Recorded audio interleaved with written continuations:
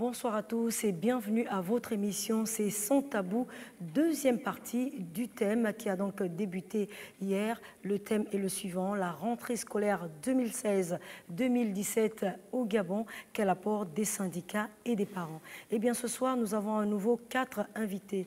Juste à ma gauche, nous avons monsieur Lucien Avaro, il est membre du Bureau national du Sénat. Juste à côté de lui, M. Fridolin Bemessa, secrétaire général du Sénat. Et à ma droite, nous avons M. Steve Davin-Mougama, parent d'élèves, et M. Brice Ndiengi, membre de la société civile. Messieurs, bonsoir. Bonsoir. Merci encore d'avoir répondu présent à cette deuxième partie de notre émission dont le thème est le suivant, la rentrée scolaire 2016-2017 au Gabon. Quel apport des syndicats et des parents d'élèves. Alors justement, nous poursuivons sur ce thème. C'est déjà revenir un peu sur la relation entre les syndicats et les parents d'élèves. Encore merci, bonsoir. Bonsoir. Je dirais, s'agissant de la relation parents d'élèves, syndicats, c'est clair, elle ne souffre de... Il n'y a pas d'anicroche, d'accord, les relations sont bonnes, parce que nous échangeons dans un climat serein et nous sommes tous Gabonais. Lorsqu'on est épris du sens du patriotisme, lorsqu'on est épris de certaines valeurs, d'accord, je pense que le fait de s'asseoir autour d'une table pour discuter amène à comprendre qu'on a tous un élément commun qui est celui du bien-être de nos enfants. D'accord? Et il en va de soi de leur devenir. Bon, à ce jour, nous n'avons pas de soucis avec le syndicat. Nous n'avons pas de soucis avec le ministère non plus. D'accord? La seule chose que nous ne faisons que faire, c'est interpeller les deux parties. Voilà succinctement, si je peux emboîter le pas, ce qu'il en est des relations entre syndicats et parents d'élèves.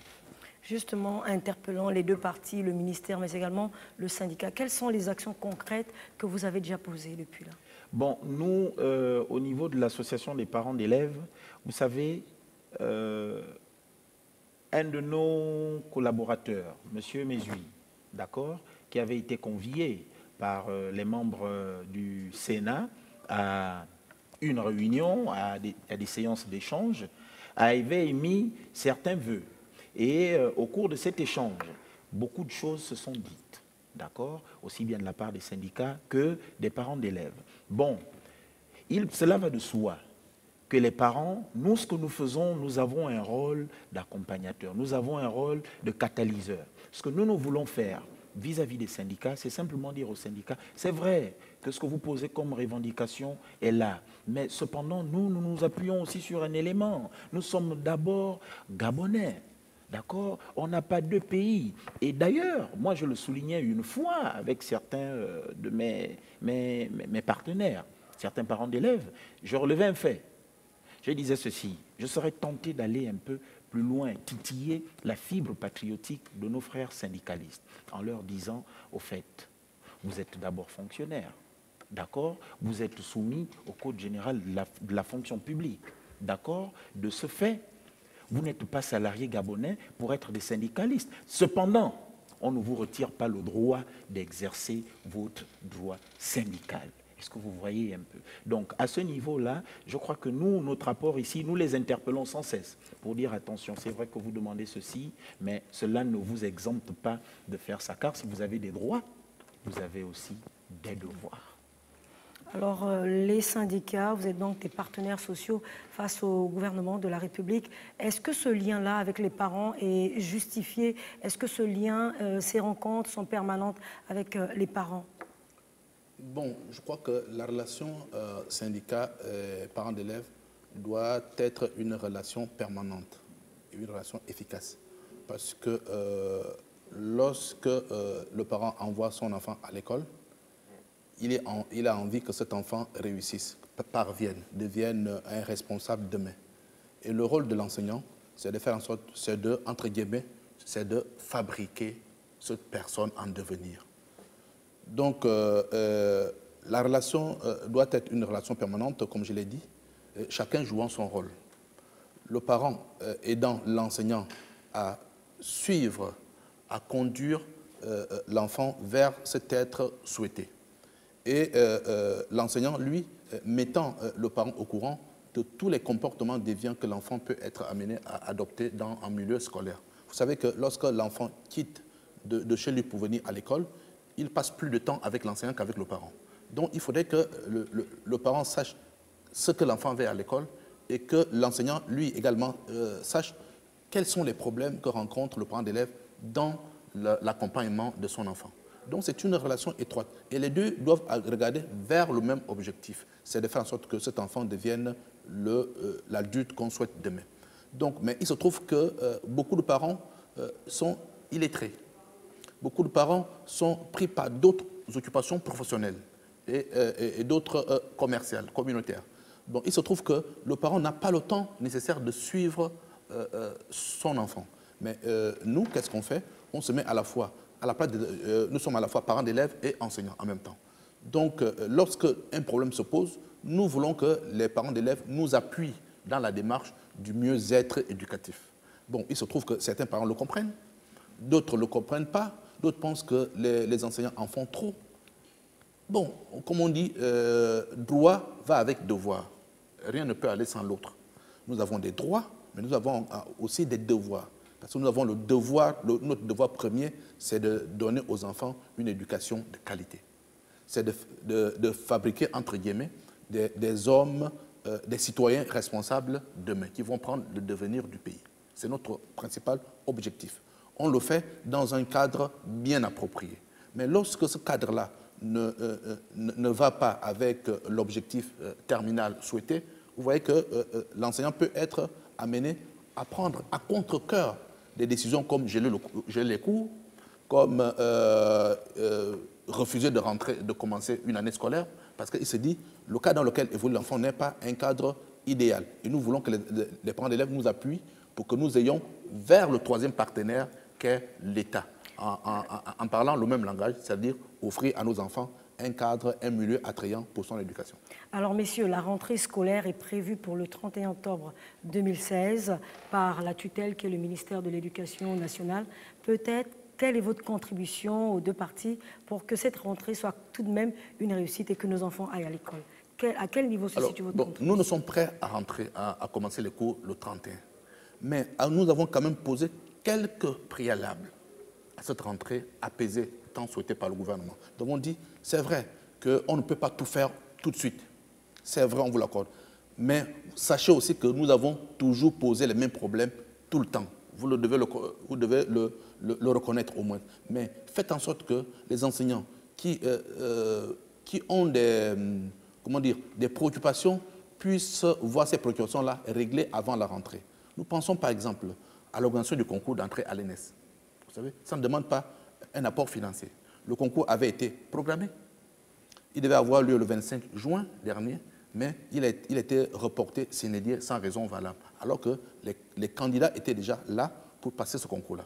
Donc nous demandons à ce que ce concours-là, qui permet aux enseignants d'aller en formation verticale, puisse être organisé dans les plus brefs délais. Nous voulons que les établissements dans lesquels les enfants doivent travailler puissent être dotés en table-banc. Nous l'avons dit depuis l'année passée. Et le ministre de l'Éducation nous avait certifié qu'avant la rentrée des classes, les établissements dépourvus des tables-bancs seront équipés en table-banc dès la rentrée des classes. Ce n'est pas encore fait, madame. Nous avons également posé le problème des vacations, parce qu'on ne veut plus poser le problème des vacations chaque année, parce que les parents ont l'impression que c'est l'argent qui nous intéresse. Alors, M. Mvé, mais ça par rapport à toutes ces revendications, est-ce qu'une fois de plus, vous ne pouvez pas faire de concessions? Oui, je vous cite quelques revendications qui nous intéressent. Par exemple, les vacations. Nous avons dit, les vacations, on ne veut plus faire des grèves pour des vacations. Le gouvernement, vous devez, une fois l'enseignant finit de faire passer l'examen, vous payez ces 15 000, ces 25 000, ces 50 000. Immédiatement après, le service fait. Ils ont dit oui, mais ils ne l'ont pas fait. Ils ont entendu. Là, on est en octobre, les vacations ne sont pas payées. Donc, nous avons demandé la PIF. Les années de PIF ne sont pas payées. La fameuse PIP, dont le porte-parole du gouvernement avait annoncé le paiement à tous les fonctionnaires, n'a pas encore été effectif. Nous disons, bon, qu'ils choisissent, eux, ce qu'ils peuvent nous donner rapidement pour que les cours reprennent. Voilà un peu ce qu'on demande. Mais qu'est-ce qu'ils sont prêts à nous donner le plus rapidement pour que les cours reprennent? Mais vous êtes prêts à reprendre les cours? Mais oui, c'est à condition que ces revendications-là soient régler rapidement parce qu'on laisse le plus gros. On laisse construction scolaire, on laisse équipement laboratoire, on laisse aire de jeu, on laisse, on dit, ne fût-ce que ça, on peut commencer les cours mais, lundi 31 octobre, comme vous le souhaitez. Monsieur Ndiengui, peut-être... Alors moi, je suis très heureux de constater que les syndicalistes qui sont souvent peints en mouton noir montrent que finalement, il y a une réelle volonté d'aller vers une sortie de ce qu'on pourrait appeler entre guillemets, sortie de crise. Hein. Et c'est l'occasion de saluer donc le Sénat qui cristallise à l'heure actuelle et depuis plusieurs années déjà l'action syndicale en étant le leader principal sur le terrain. Alors nous sommes parents d'élèves et nous sommes heureux d'entendre ce type de propos qui finalement nous sort de ce carcan jusqu'au boutiste auquel nous avons été assujettis depuis quelques semaines déjà. Nous voyons bien que les discours ont évolué et que l'approche est de plus en plus positive. Moi, en tant que parent d'élèves, j'en suis heureux. Nous étions ici hier et nous avons soulevé de nombreuses questions, notamment les questions qui divisent. Aujourd'hui, je pense qu'on ne va pas refaire la roue en revenant dessus. Il s'agit d'avancer et d'emmener. Aujourd'hui, je suis heureux que M. Messa ait apporté ce pied à l'étrier en parlant justement de ce que pourrait, de manière prioritaire aujourd'hui, faire le gouvernement pour justement faire en sorte que ce 31 soit effectivement un jour de rentrée assez normal, on va le dire comme ça. Et donc nous, les parents, nous sommes contents. Et lorsque nous regardons cela, nous nous disons... nous attendons finalement que le gouvernement montre également de la volonté, montre que sa capacité à souscrire à un débat qui va vers l'apaisement de la situation. Les techniciens, comme nous pouvons l'observer dans les différentes communications médiatiques, les techniciens du ministère travaillent dans l'optique d'apporter des solutions. Aujourd'hui, nous ne pouvons plus parler des tables bancs, nous n'aurons pas ces tables bancs ce week-end. C'est une réalité. Par contre, nous pouvons parler au plus pressé.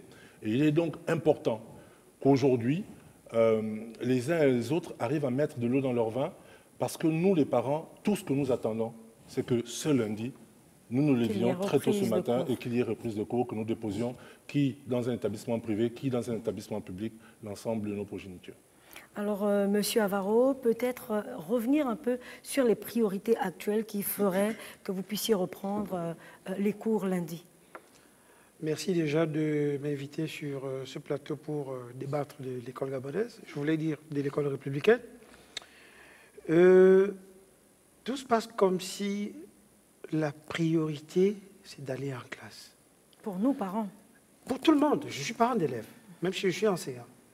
Et d'ailleurs, nous avons envie, un réel envie de retourner dans les salles de classe. La pression n'est pas de notre côté. Et il me souvient qu'un parent d'élève me disait encore ce soir, vous avez toujours faibli sur des nombreuses propositions jamais faites par le gouvernement. Nous ne faisons que ça. Nous ne faisons que mettre de l'eau dans notre vin. Mais si le vin est trop dilué, on va continuer à le boire. Alors, parlant des propositions, nous avons demandé des choses aussi simples. Lesquelles? Si on ne peut pas construire des salles de classe, que les tables bancs soient faits. On ne comprend pas. Le commun des mortels ne peut pas comprendre que le Gabon a du bois. On a des centres professionnels de formation. Nous avons fait des propositions pour qu'on ait des tables bancs. Je ne pense pas que ça coûterait des milliards. Et rien n'est fait dans ce sens. Dans tous les cas, la pression n'est pas dans notre camp. Nous avons déposé un cahier de charges. Nous attendons à ce que ceux qui seront en face nous disent voilà ce que nous pouvons faire, voilà ce que nous ne pouvons pas faire. Et nous avons assemblée générale le 29. Les enseignants décideront, qui sont en même temps parents d'élèves. Nous avons nos enfants. Ma fille me demandait encore ce matin, mais papa, les autres vont à l'école, je vais aller à l'école quand? Vous croyez que ça ne gêne pas? Elle ira à l'école le 31 octobre. Bien. Et dans quelles conditions il ira à l'école? On nous parle de double flux. Je crois que ça va être difficile. Ça va être vraiment difficile. Il faut que les gens se préparent à cela. Ça va être difficile. Pour qu'un parent qui a deux enfants, que l'un commence l'école l'après-midi, l'autre le matin, et il les dépose dans le même établissement, je ne sais pas comment ça va se gérer, mais ça va être difficile. Il est difficile aussi de comprendre qu'un parent qui avait son enfant, par exemple, inscrit au lycée scientifique à Ovendo, qui habite Ovendo, et que l'enfant soit transféré à Léon ou à Mandela, le transport de l'enfant, comment ça va se gérer? C'est autant de questions. Alors, merci encore. C'est déjà rappelé à nos téléspectateurs qu'ils peuvent toujours apporter leur contribution en appelant au 04 91 97 97 et 97. Si vous êtes à l'étranger, vous formez l'indicatif du Gabon qui est le 241 et vous pouvez également envoyer vos messages au 8877, de même que vous pouvez réagir sur nos comptes Facebook et Twitter. Cela dit, Monsieur Vemessa. Je voudrais illustrer aux parents d'élèves un fait. Lors de notre dernière rencontre avec les membres du gouvernement à la fonction publique, nous avons demandé à ceux qui nous produisent deux arrêtés. De, je crois, lundi, de lundi jusqu'à aujourd'hui, on n'a pas encore ces arrêtés-là. 4 lignes. Un arrêté en grosso modo 4 articles. Ils n'arrivent pas à nous produire 2 arrêtés jusqu'à aujourd'hui. 2 arrêtés simplement. Arrêté ministériel mettant en place la journée nationale de l'enseignant, arrêté ministériel instituant les commissions paritaires entre gouvernement et enseignants. 2 arrêtés de 4 articles seulement. Ils n'arrivent pas. Jusqu'à aujourd'hui. Nous sommes lundi, mardi, mercredi, jeudi aujourd'hui. On nous a promis ça le lendemain. On n'a pas encore ça. Alors, donc, c'est pour mettre à témoin que, vous voyez, des petites choses comme ça, simples, mais qui peuvent plomber, effectivement, la rentrée des classes. Alors qu'on voit qu'il manque de réelle volonté, ne fût-ce que vous donnez un chargé d'études au conseiller juridique qui peut rédiger un arrêté de 4 articles en moins de 30 minutes. Alors, M. Mugama, entendre les syndicalistes, voilà, apparemment, il y a comme une manière pour eux de faire des concessions par rapport à cette rentrée. Moi, je m'en réjouis de savoir que, sincèrement, l'appréhension que j'avais hier de l'analyse que nous faisions est totalement différente de ce que j'entends aujourd'hui. Et ça, je vous félicite pour ça. Ça veut dire que ici, j'ai en face de moi des gens qui pensent Gabon d'abord. D'accord? Ça, il ne faut pas le leur retirer. Cependant, il y a quand même un aspect important qu'il faut relever, Monsieur Vemessa. Je crois que lors de votre entretien avec les membres du gouvernement et le ministre de la fonction publique, je ne veux pas m'aventurer là-dedans, mais juste apporter quand même certains éclaircissements. S'agissant du système des cours qui a été proposé là dans les écoles, où on a appelé double flux. Vous savez, la mi-temps. Oui. C'est un système, vous allez regarder, pas mal d'établissements le font au Gabon. Je vous prends juste quelques exemples simples. Moi, je suis parent d'élèves. Pour ne pas citer cette école, par exemple, Mbélé le fait. D'accord? Mbélé ne nous produit pas des résultats médiocres. Mbélé, c'est la formation de qualité aussi. Je ne fais pas de publicité. Vous allez regarder, Bessieux le fait. D'accord? Bessieux ne fait pas de résultats médiocres. Bien, c'est pour dire que si, par exemple, on fait la proposition dans la zone de Glace, vous allez regarder l'école qui est à Glace. Cette école-là, il y a des années, j'étais encore un peu plus jeune, il y avait un nombre important d'élèves. On arrivait dans les 300-400 élèves. Aujourd'hui, vous allez arriver à l'école de Glace, vous vous rendrez compte que vous avez moins de 200 apprenants. D'accord? Mais c'est un bien de l'État. Qu'est-ce qu'on fait quand, à partir de 15h, 13h même, les salles de classe sont vides? D'accord? Lorsqu'on sait qu'une zone comme Glace, les populations se sont déplacées. Nous avons aujourd'hui plus d'entreprises qui s'installent dans cette zone-là, plus de zones de commerce qu'il n'y ait d'habitants. C'est des gens qui viennent travailler jusqu'à certaines heures et ils s'en vont. D'accord? Pourquoi ne pas mettre cette école-là, cet établissement-là à profit? Je crois que vous avez eu, lors de vos entretiens au ministère, vous avez abordé cet aspect-là. Et ça vous a été présenté sous cet angle. Alors, Monsieur Mvemessa, je crois que vous acquiescez. Non. Que ce n'était pas... je ne veux pas dire que c'était totalement bon, mais c'était faisable. Des réponses pédagogiques. Vous avez dit, Mbélé ne fait pas la mi-temps. Mbélé fait temps plein. Ça veut dire que lorsque vous êtes en classe de 3e, on vous permet de revenir au cours du soir. Monsieur, la même classe. Dispensé à Mbélé. Bon, et Bessieux ne fait pas. Moi, j'ai mon fils à Bessieux. Bessieux ne fait pas la mi-temps. Messieurs travaillent l'après-midi avec les à partir de la seconde. C'est-à-dire que vous pouvez venir faire des TD l'après-midi, mais pas qu'un groupe le matin, un groupe le soir. Jamais. À Bessieux, il n'y a pas de double flux. Bon, ce que le gouvernement veut nous proposer aujourd'hui, c'est quoi? Ils veulent vendre une pratique qui est décriée ailleurs. Parce que la mi-temps, pourquoi on fait la mi-temps? Mais parce qu'il y a manque de structure d'accueil et parce qu'il y a insuffisance d'enseignants. C'est pourquoi, pour éviter de mettre les enfants à la maison, on est obligé de créer un système qui n'est pratiqué nulle part, qu'on appelle la mi-temps, le double flux. Donc, c'est-à-dire qu'il y a un groupe qui vient le matin, un autre niveau, le même niveau, un autre groupe occupe les mêmes locaux, les mêmes salles de classe l'après-midi, c'est-à-dire deux classes pédagogiques différentes. Donc, voilà un peu ce qu'on appelle la mi-temps. Or, Mbélé ne fait pas la mi-temps. En quoi est-ce que ça peut être négatif pour notre système éducatif? Déjà, vous le dites, déjà dans d'autres pays, ils ont fait cette expérience. Non, mais l'expérience n'a pas été porteuse. Pourquoi? Parce que pédagogiquement et psychologiquement, il est prouvé qu'un enfant n'a pas les dispositions pour apprendre l'après-midi. Pourquoi? Parce qu'un jeune garçon a des périodes d'apprentissage bien déterminées. Parce que lorsque vous avez un jeune garçon de 10 ans, il est beaucoup plus apte à suivre parce que son attention est captivée pendant une durée.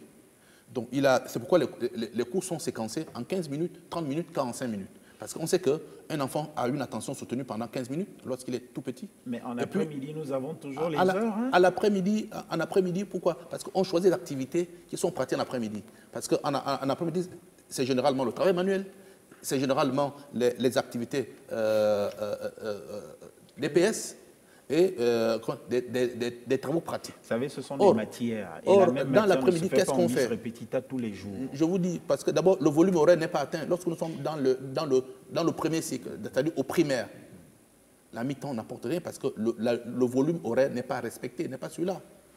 Donc, on essaye de trouver des solutions palliatives parce qu'il y a insuffisance. Parce que lorsque vous allez une matière comme les mathématiques, l'enfant n'est pas disposé à faire des mathématiques à 15h ou à 13h parce qu'il est fatigué. Il revient manger, il dort, il ne suit plus. Donc, c'est pourquoi cette matière-là est généralement pratiquée le matin lorsque l'enfant est encore tout frais. Il vient à la maison, il a des prédispositions à suivre le cours sans dormir. Alors, donc, quand vous voyez au pré-primaire, les maîtresses font quoi? Les maîtresses, à un moment de la journée, ils font dormir les enfants. Parce qu'on sait que les enfants ne peuvent plus suivre, ils doivent dormir, ils ont besoin d'un repos de 30 minutes et on les réveille après. Donc, c'est ça, parce que ça a été étudié, c'est pédagogique, c'est psychologique, on ne peut pas faire autrement. Faire autrement, c'est d'aller tout droit vers les choses. Laissez-le terminer, donc, je pense que c'est pour le bien des parents, c'est pour le bien de nos enfants. On le dit, on ne dit pas que c'est bon, on ne dit pas que c'est mauvais, mais on dénonce, on veut que notre pays, qui a des ressources, qui a une chance d'avoir une petite population, puisse avoir des grandes choses, des grandes ambitions pour aller vers l'émergence tant souhaitée par le président. Bon, mais on leur dit objectivement, honnêtement, que le Gabon peut être un pays émergent si on ne fait pas un effort pour mettre nos enfants dans un climat qui leur permet de compétir avec le petit Congolais, avec le petit Camerounais d'à côté, avec le petit Équato-Guinéen. Donc, parce que nous sommes dans la CEMAC, c'est la compétition et on aura la chance de compétir que si notre système est fort. Mais si on n'est pas fort, on sera absorbé par le Cameroun, par la Guinée, par tout le monde. Monsieur Messa, s'il vous plaît, nous avons reçu il y a quelques jours justement les techniciens du ministère de l'Éducation. J'en suis un. En je suis effet, inspecteur pédagogique. Alors, les cadres, effectivement, les cadres du ministère de l'Éducation nous ont rassuré que l'histoire, notamment les tables bancs, ça sera une situation qui pourra être décomptée, peut-être d'ici la rentrée. Et également, le double flux dont il est question, vous en avez discuté, vous êtes retrouvés pour trouver ensemble justement un palliatif face à cette situation. Alors, Monsieur Ndiengui, vous, en tant que parent d'élèves déjà, est-ce que des démarches ont été menées avec la tutelle pour voir dans quelles circonstances les tables blancs pourront être livrées dans les établissements? Mais, madame, il ne s'agit pas pour les parents d'élèves d'aller rencontrer la tutelle sur des questions non, en fait, vous êtes aussi partenaire. Tout à fait. Nous sommes des empêcheurs de tourner en rond. C'est ça le rôle des parents d'élèves. Nous sommes également des contre-pouvoirs dans toute cette affaire. Il y a que les parents d'élèves doivent être ceux qui tirent la sonnette d'alarme lorsqu'ils ont le sentiment que les syndicalistes ou les enseignants qui ont la charge de leurs enfants ne vont plus dans le sens souhaité. Ce sont ces mêmes parents qui s'adressent à l'exécutif pour leur dire attention, si vous êtes sourds aux revendications des enseignants, ceux à qui nous confions nos enfants, si vous êtes sourds, eh ben, chacun va se braquer et ce sont les enfants qui vont en pâtir. Donc c'est la jeunesse du pays qui va en pâtir, c'est l'esprit nationaliste, patriotique, j'ai envie de dire, qui va en pâtir, c'est la République tout entière qui va en pâtir. Nous ne sommes pas simplement des objecteurs de conscience, nous sommes des empêcheurs de tourner en rond.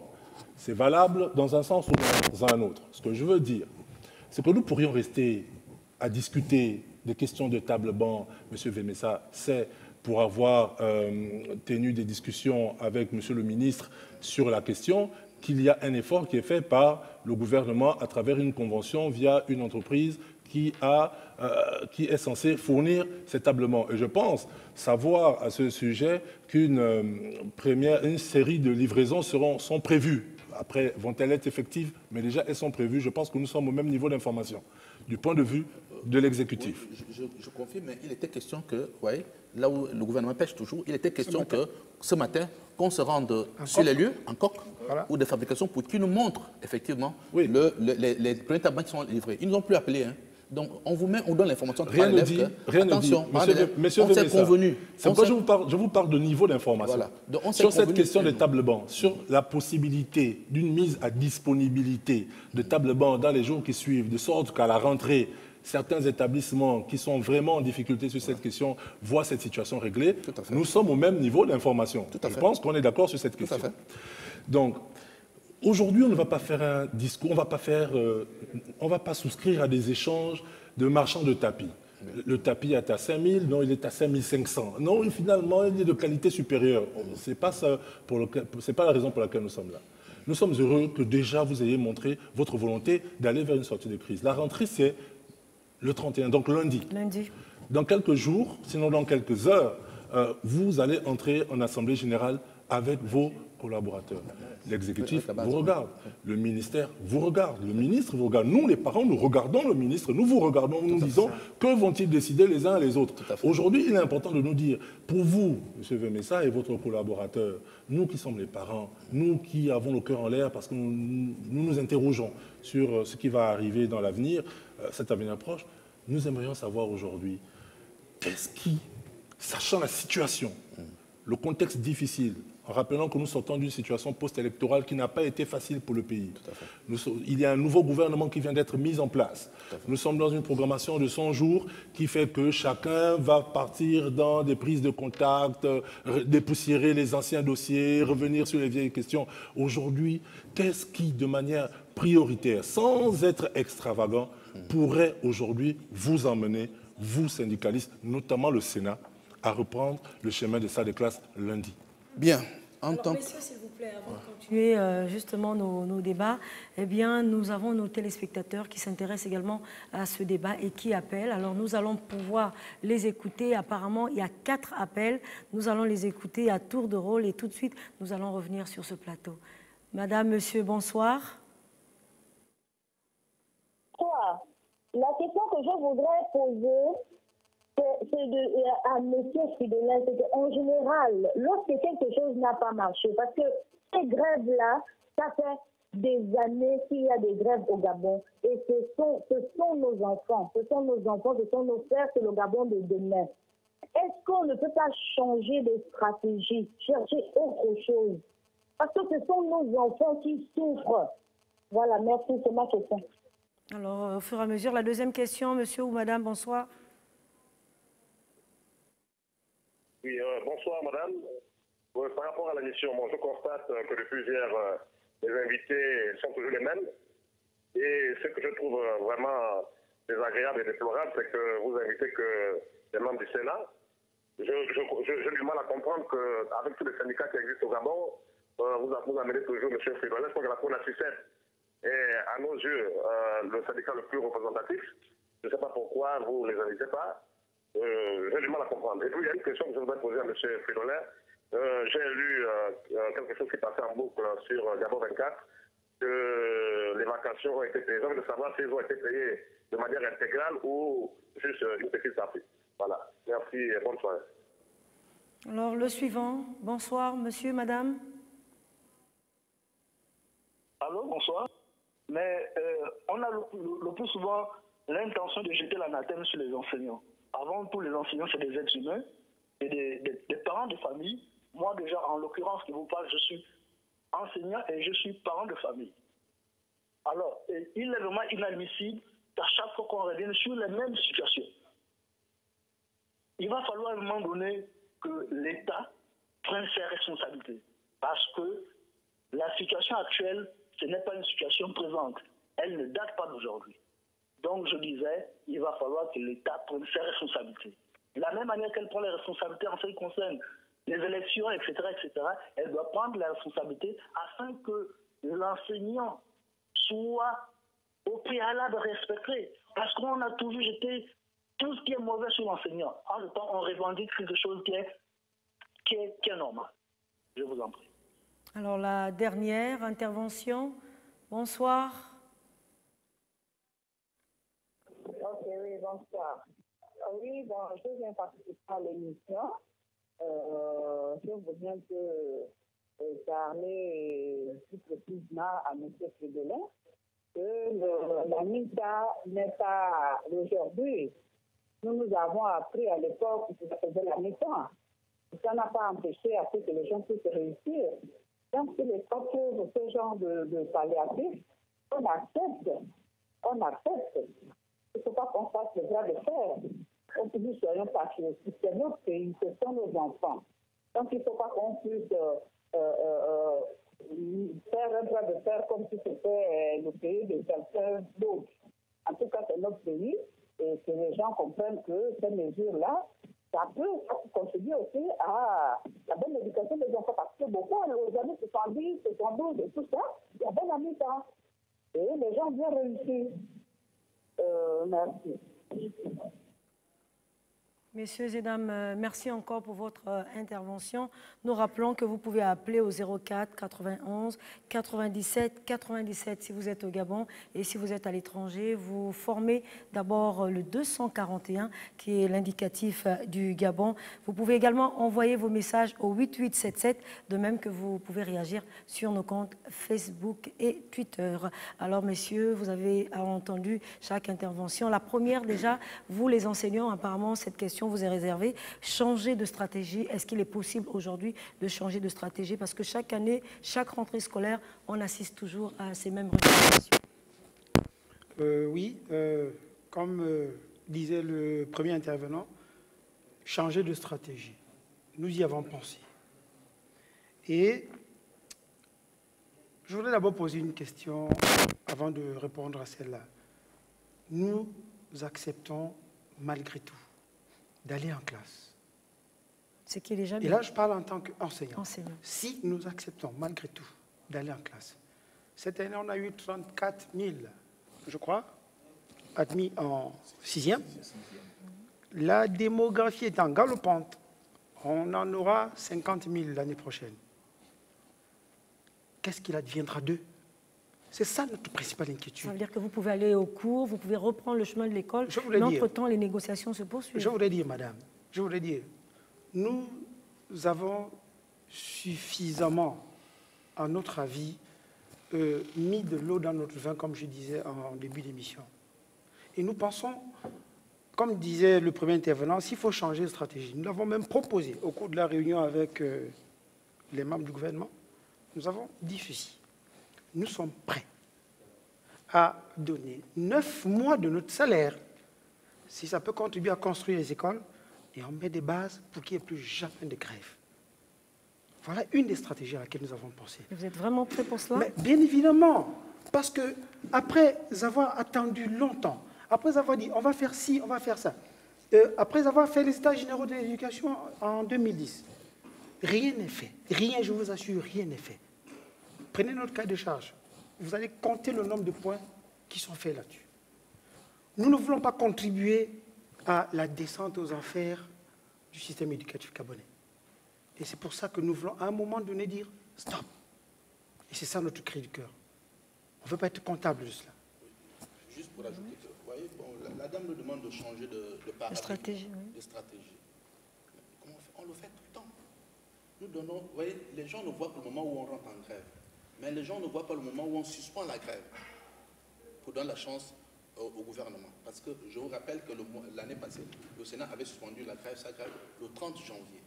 Jusqu'en fin d'année, nous n'avons pas fait de grève. Et pourtant, aucun effort n'a été fait.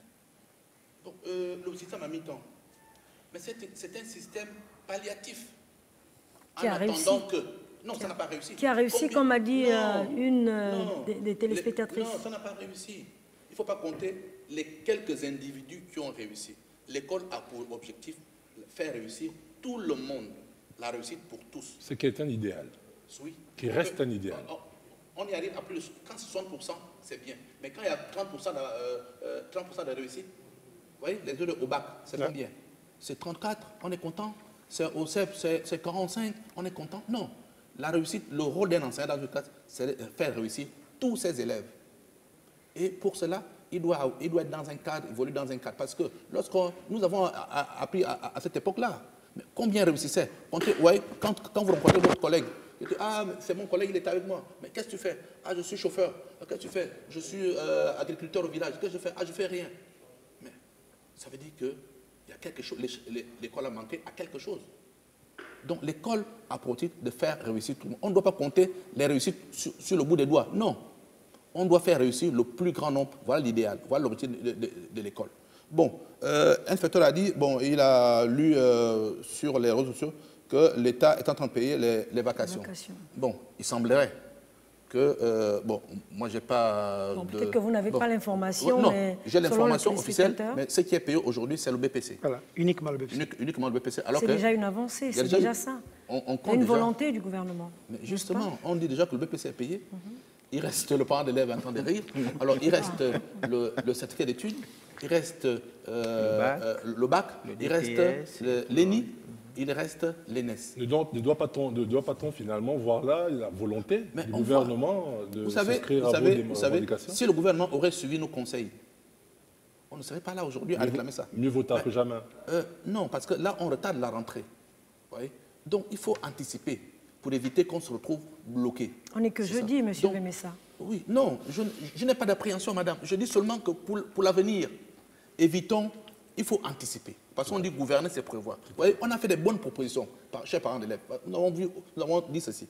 Les vacations aujourd'hui, elles sont volées. On le dit en regardant les gens du ministère en face. On vole les vacations. Les gens du Trésor touchent les vacations alors qu'ils ne sont nullement impliqués parce qu'ils traitent les dossiers.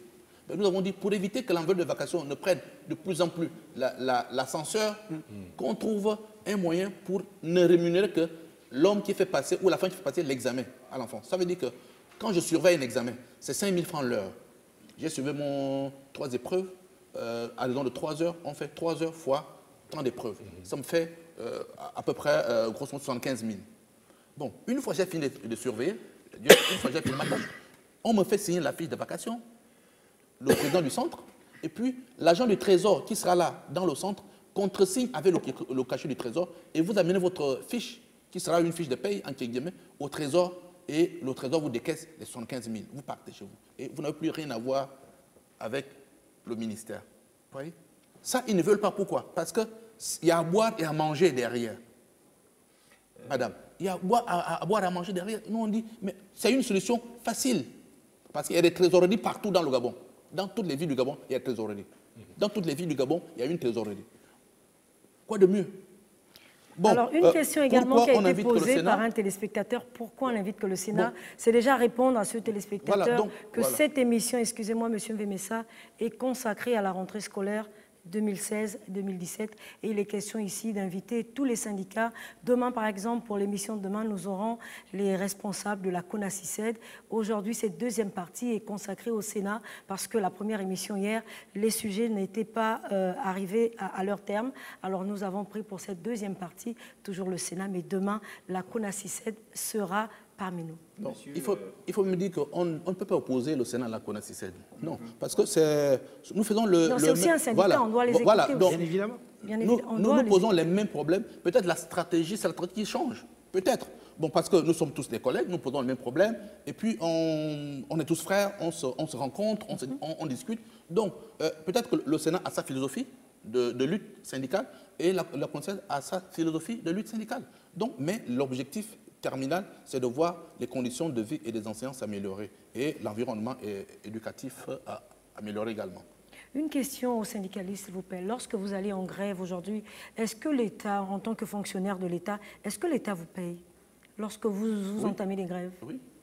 Est-ce que vous ne pensez pas aujourd'hui que certes, cette liberté syndicale vous est admise, mais quelque part, lorsque vous êtes en grève... Non, on s'appuie sur la loi. Le statut général des fonctionnaires dit que, vous voyez, nous, on est très vigilants là-dessus. On se dit, lorsqu'on rentre en grève, mais lorsque la grève a trait à une revendication salariale, les salaires ne sont pas suspendus, touchés. Mais nous, on surfe dans ça. Qu'est-ce qu'on fait? On sait que le gouvernement nous doit des rappels. On sait que le gouvernement n'a pas payé les fonctionnaires, les jeunes qui sortent de l'ENS pendant 18 mois, 24 mois. Ils sont sans salaire. On dit payer les salaires de nos collègues qui sortent de l'ENS, payer nos rappels, qui est un salaire dû. Donc ça là, on essaye d'être en phase avec la loi. On essaye de ne pas tomber à côté de la loi. Sans oublier vos devoirs aussi. Donc notre devoir, c'est une fois la grève suspendue, vous savez, les enseignants reprennent la craie et ils sont conscients qu'ils doivent rattraper les heures perdues. Et nous le faisons avec beaucoup de sacrifices. Aujourd'hui, vous savez, madame, vous voyez, allez dans le monde enseignant, vous allez voir que tous les enseignants aujourd'hui sont hyper tendus. Nous avons perdu 2 dernièrement. Une professeure au lycée Mba et un autre lycée Mba toujours. Les 2 lycées Mba. Oui. Hyper tension. Et vous voyez aussi que tous les syndicalistes, pas syndicalistes, tous les enseignants portent les verres. Non, parce que attendez.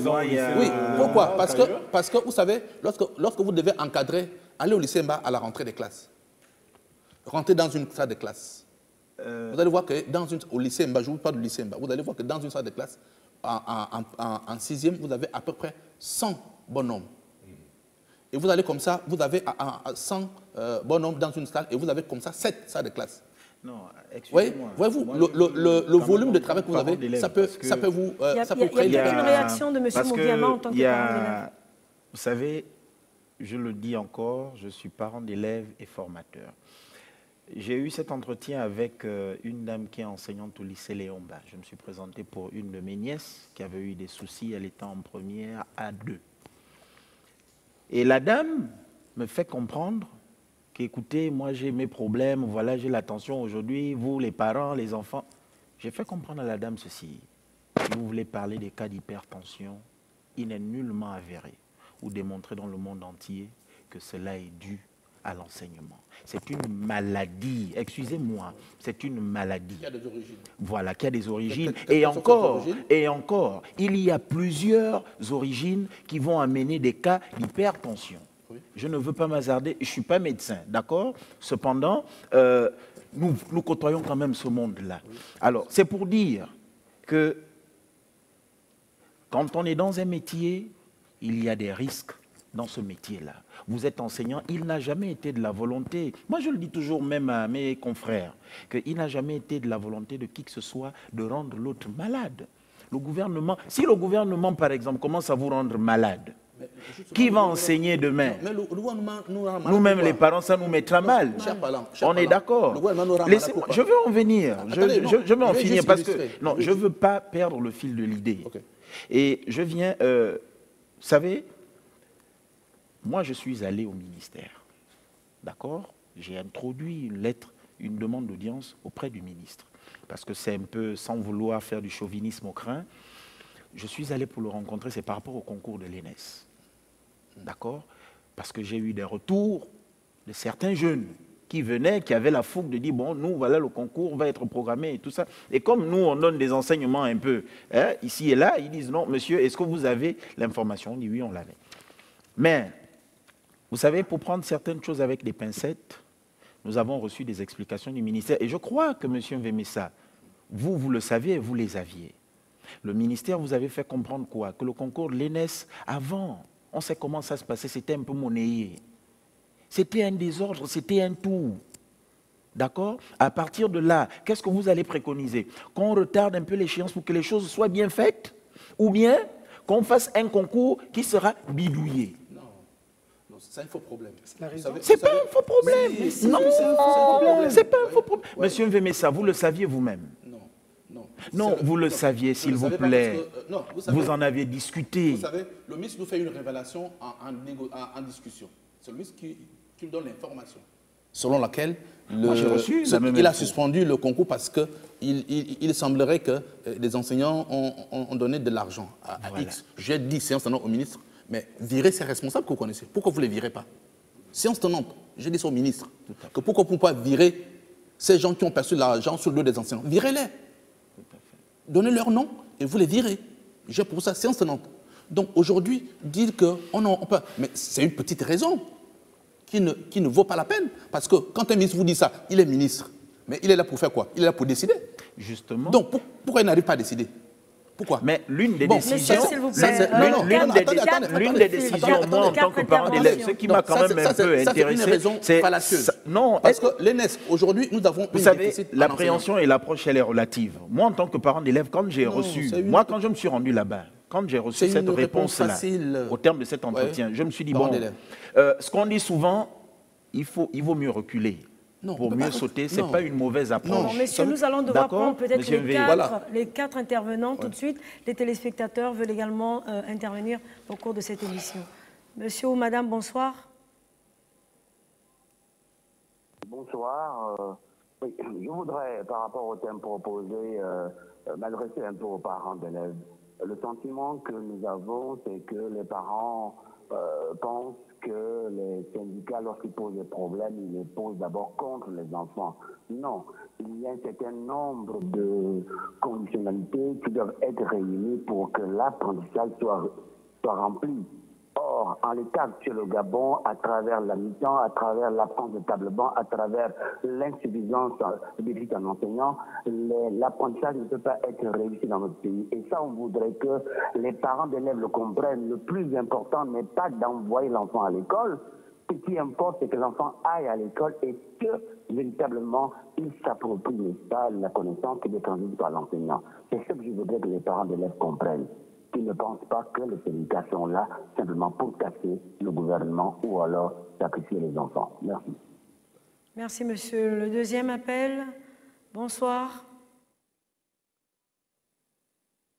Oui, donc je disais tantôt que je vais intervenir par rapport au thème du jour. Il est grand temps que certains parents ne fassent pas dans la langue de bois, qu'ils regardent froidement et de manière éclairée la situation, qu'ils comprennent clairement que les syndicats ne sont pas là pour plomber l'action éducative.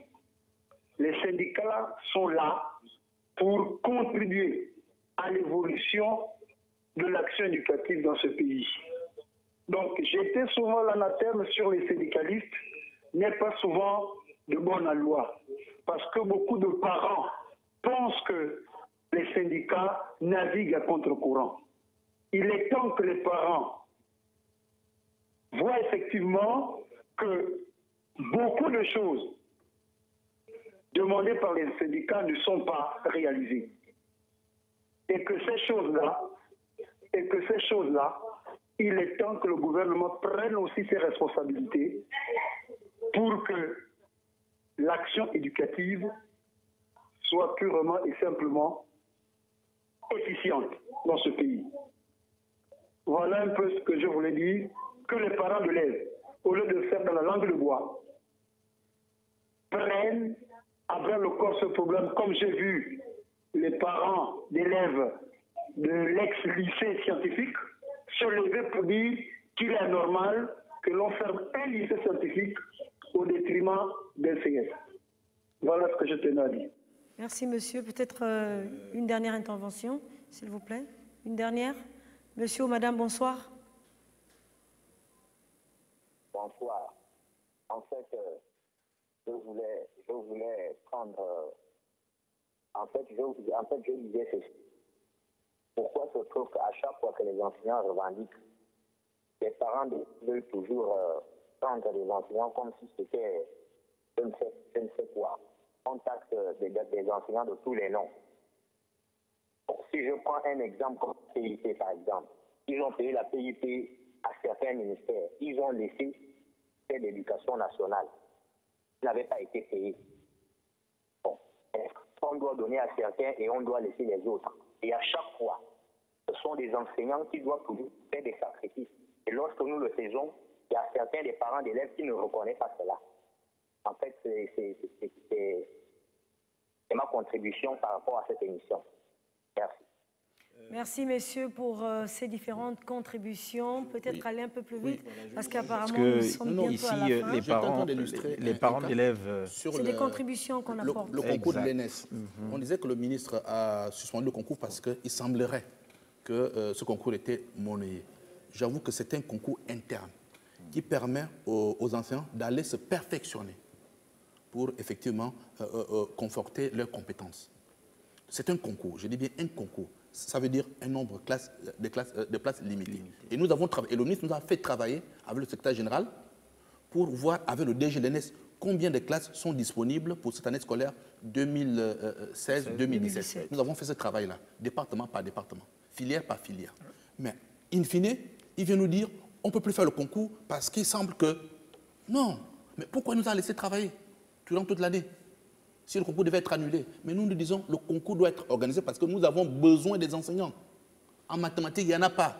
Parce que ce qu'on dit aux parents d'élèves, vos enfants font des cours toute l'année sans professeur de mathématiques, sans professeur de physique. Est-ce qu'il est anormal? Comment un ministre peut retenir un concours alors qu'il sait très bien qu'on n'a pas d'enseignants dans les bras? On fait comment?